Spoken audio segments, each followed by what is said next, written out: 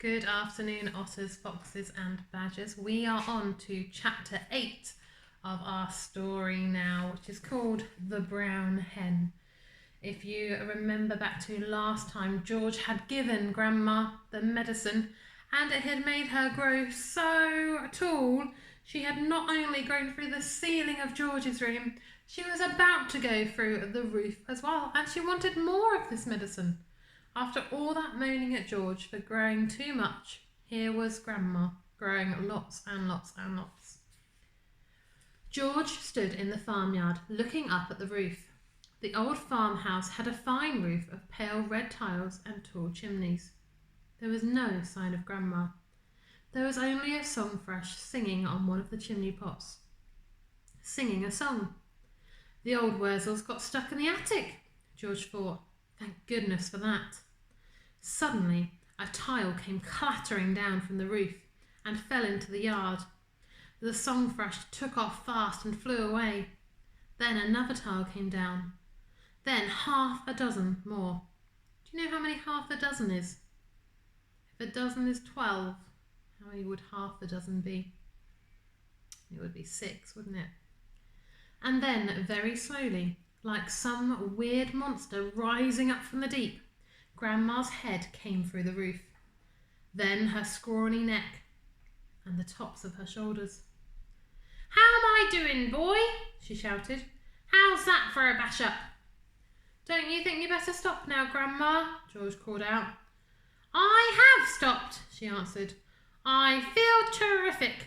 Didn't I tell you I had magic powers? Didn't I warn you I had wizardry in the tips of my fingers? But you wouldn't listen to me, would you? You wouldn't listen to your old Grandma." "You didn't do it, Grandma," George shouted back to her. "I did it. I made you a new medicine." "A new medicine? You? What rubbish!" she yelled. I did, George shouted. "You're lying as usual," Grandma yelled. "You're always lying." "I'm not lying, Grandma. I swear I'm not." The wrinkled old face high up on the roof stared down suspiciously at George. "Are you telling me you actually made a new medicine all by yourself?" she shouted. "Yes, Grandma, all by myself." "I don't believe you," she answered. "But I'm very comfortable up here. Fetch me a cup of tea." A brown hen was pecking about in the yard, close to where George was standing. The hen gave him an idea. What do you think he might do?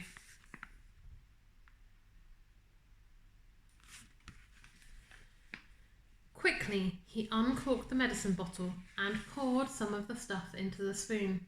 "Watch this, Grandma," he shouted. He crouched down, holding out the spoon to the hen. "Chicken," he said. "Chick, chick, chicken, come here, have some of this." Chickens are stupid birds and very greedy. They think everything is food. This one thought the spoon was full of corn.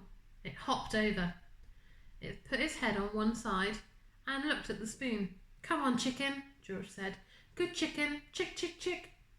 The brown hen stretched out its neck towards the spoon and went peck. It got a beak full of medicine. The effect was electric. "Owie!" shrieked the hen, and it shot straight up into the air like a rocket. It went as high as the house. Then down it came into the yard again. Splosh! And there it sat with its feathers all sticking straight out from its body. There was a look of amazement on its silly face. George stood watching it. Grandma, up on the roof, was watching it too. The hen got to its feet. It was rather shaky.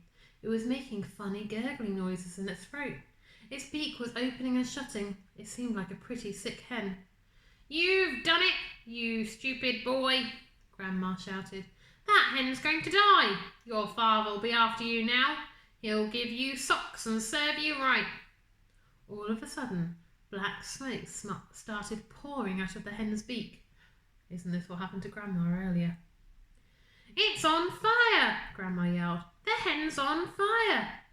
George ran to the water trough to get a bucket of water. "That hen will be roasted and ready for eating any moment, Grandma shouted. George sloshed the bucket of water over the hen. There was a sizzling sound and the smoke went away. Old hen's laid its last egg, Grandma shouted. Hens don't do any laying after they've been on fire. Now that the fire was out, the hen seemed better. It stood up properly, it flapped its wings, then it crouched down low to the ground, as though getting ready to jump. It did jump. It jumped high in the air and turned a complete somersault, and then landed back on its feet. It's a circus hen, Grandma shouted from the rooftop. It's an acrobat. What do you think is going to happen to the hen next? Now the hen began to grow. George had been waiting for this to happen. It's growing, he yelled. It's growing, Grandma. Look, it's growing. Bigger and bigger. Taller and taller it grew. Soon the hen was 4 or 5 times its normal size. Can you see it, Grandma? George shouted.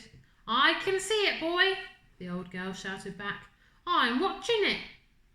George was hopping about from one foot to the other with excitement, pointing at the enormous hen and shouting, It's had the magic medicine, Grandma, and it's growing just like you did. But there was a difference between the way the hen was growing and the way Grandma grew. When Grandma grew taller and taller, she got thinner and thinner. The hen didn't. It stayed nice and plump all along. Soon it was taller than George. But it didn't stop there. It went right on growing until it was about as big as a horse. Then it stopped. Doesn't it look marvellous, Grandma? George shouted. It's not as tall as me, Grandma sang out. Compared with me, that hen is titchy small. I am the tallest of them all. Goodness me, what on earth is going to happen? Do we think Grandma's going to stay that size? Is she going to stay with her head sticking out of the roof? What would she do if it rained? We'll have to wait until next time to find out.